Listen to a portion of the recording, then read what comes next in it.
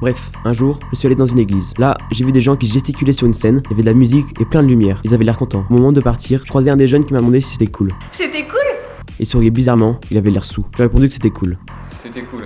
Du coup, il m'a dit de venir essayer le mardi suivant. Le mardi soir, comme je suis curieux, j'y suis allé. On a commencé par sautiller en gigotant les bras sur une musique. Ensuite, le monsieur nous a demandé de faire la grimace en disant des choses incompréhensibles. C'était bizarre, en plus, j'avais super faim. Heureusement après, on a mangé des gâteaux super bons. Du coup, la fois suivante, je suis revenu. Le samedi d'après, il était 14h quand j'ai regardé l'heure. Je me suis rappelé que j'avais rendez-vous avec eux pour passer le week-end. J'étais pas prêt, du coup j'ai pris vite fait 2-3 affaires et j'ai couru là-bas. Quand je suis arrivé, il y avait personne.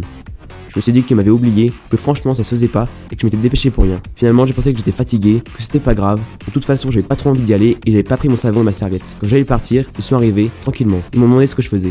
Je leur ai expliqué que j'étais en retard, que comme il y avait personne je rentrais chez moi, surtout que j'avais pas mon savon et ma serviette. Ils m'ont répondu. Non mais t'inquiète, nous on se lave jamais à Sénépi. Je pensais qu'on allait répéter le spectacle, mais en fait, ils m'ont demandé de scier une planche. J'avais jamais fait ça de ma vie. Le mec à côté de moi devait visser des coups dans le sol. J'ai pas compris.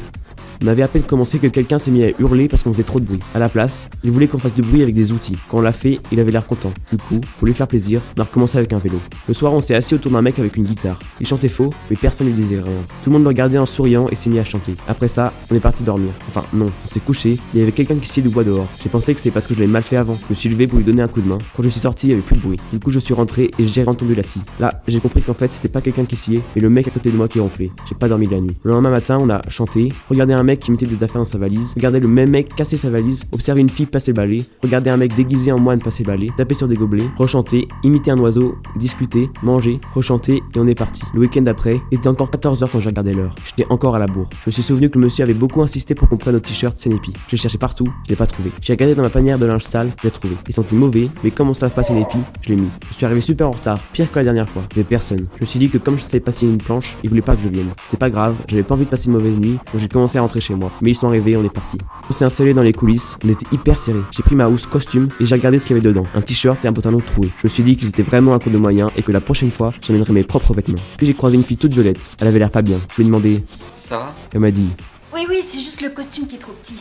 Et elle est partie. Le spectacle a débuté. Je commence à chanter. Je vois un enfant au premier rang. Je le regarde, il me regarde, je le regarde, il me regarde, je le regarde, puis il me fait un pied de nez. Du coup, je sors de scène. Dans des coulisses un peu plus tard, quelqu'un me dit qu'une fille m'attend sur scène. Du coup, j'y vais mais je sais pas quoi faire. Alors je m'approche de la fille pour lui demander si je peux l'aider. Elle me dit. Non mais qu'est-ce que tu fais là? J'ai pas besoin de toi moi j'attends quelqu'un.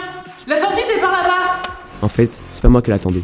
Après, je suis parti chez une dame que j'avais jamais vue. Elle m'a montré mon lit et elle est partie se coucher. Le matin, elle est revenue pour me réveiller et m'a amené à la messe. Il y avait encore ce mec qui chantait faux, mais cette fois, il avait un micro. Au moment de l'homélie, un prêtre nous a retracé tout le spectacle du soir. Il était trop fort. Moi, j'avais mis 6 mois pour comprendre le scénario et lui en 1 heure, il savait tout par cœur. En plus, il a fait ça en 10 minutes alors que nous, on galère à faire moins de 2 heures. Ensuite, moi, je pensais que le week-end était fini. J'ai aperçu 2 camions. On m'a dit qu'il fallait les décharger. Je pensais que c'était une blague parce que là-bas, on aime bien déconner. Mais là, non. On m'a déchargé et j'ai commencé à sentir une odeur sous mes aisselles. Au début, j'ai eu un peu honte. Donc j'ai porté les malles avec les bras serrés comme mon t-shirt pas lavé depuis 2 semaines. Puis j'ai senti mon voisin. C'était pire, ça m'a rassuré. Je suis rentré, je me suis assis dans le canapé, je me suis endormi. Quand je me suis réveillé, je me suis demandé si j'allais pas rêver et je me suis dit que c'était vraiment dingue tout ce que j'avais vécu. Bref, on est devenus sénépiens.